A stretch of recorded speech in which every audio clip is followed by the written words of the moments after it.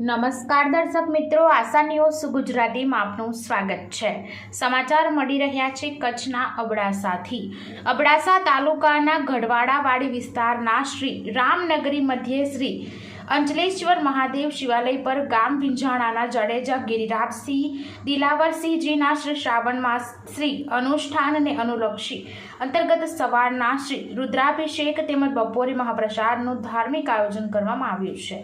ઉપરોક્ત ધાર્મિક કાર્યક્રમ શ્રી રામનગરી વાડી વિસ્તારના શ્રી દશનામ ગોસ્વામી સમાજ, શ્રી જાટ ચૌધરી સમાજ તેમજ શ્રી શીખ સમાજ અને શ્રી રામનગરીના યુવા મિત્ર મંડળ દ્વારા આ કાર્યક્રમ આયોજન કરવામાં આવ્યો છે, જેમાં સનાતન ધર્મના સંત સાધુજનોમાં કમલાદાસજી બાપુ અકરી, નરોત્તમ ગિરી બાપુ કંઢાઈ, ચરણદાસ બાપુ મધ્યપ્રદેશ, શંકરગીરી બાપુ રોહા તેમજ શ્રીદેવી બા કોઠારા સહિતના સંતજનો ઉપસ્થિત રહ્યા હતા, તેમજ અનિરુદ્ધસિંહજી કચ્છ રાજ પરિવાર પણ ઉપસ્થિત રહ્યા હતા।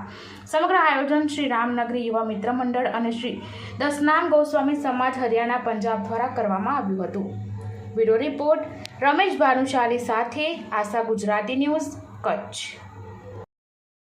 અબડાસાના ગઢવાડાની પાસે રામનગરી અંચલેશ્વર મહાદેવ મંદિરે આપણા વિંજાણ ગામના ગિરિરાજસિંહ જાડેજા દ્વારા આપણા 42 દિવસનું અનુષ્ઠાન રાખવામાં આવ્યું હતું।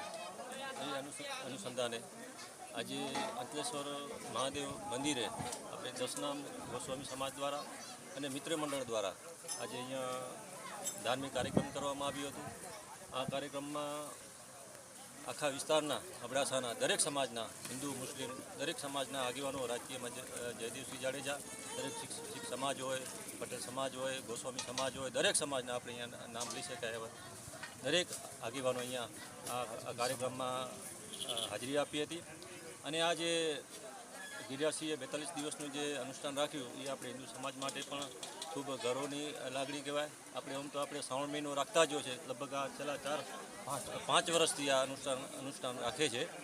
અને અત્યારે આપણે ભાદરવનમાં રામાપીરના પણ નોરતા ચાલુ છે, તો આ બાજુમાં આપણે ગઢવાડા જે ગામ છે એ મારવાડા સમાજ દ્વારા પણ ત્યાં સામેલ રાખવામાં આવ્યું હતું। એના આપણે રાજકુમાર આપણે અનુજસિંહ એ પણ એનામાં જોડાયા હતા, અહીંયા પણ હાજરી આપી। એની સાથે આપણે અહીંયા આજુબાજુના જે વિસ્તારના જે આગેવાનો છે એ જોડાયા હતા। અને આ આપણે જે આ વિસ્તાર જે છે બરાબર લગભગ છેલ્લા 3 થી 4 વર્ષથી આપણે આ મંદિરનું નિર્માણ થયું છે।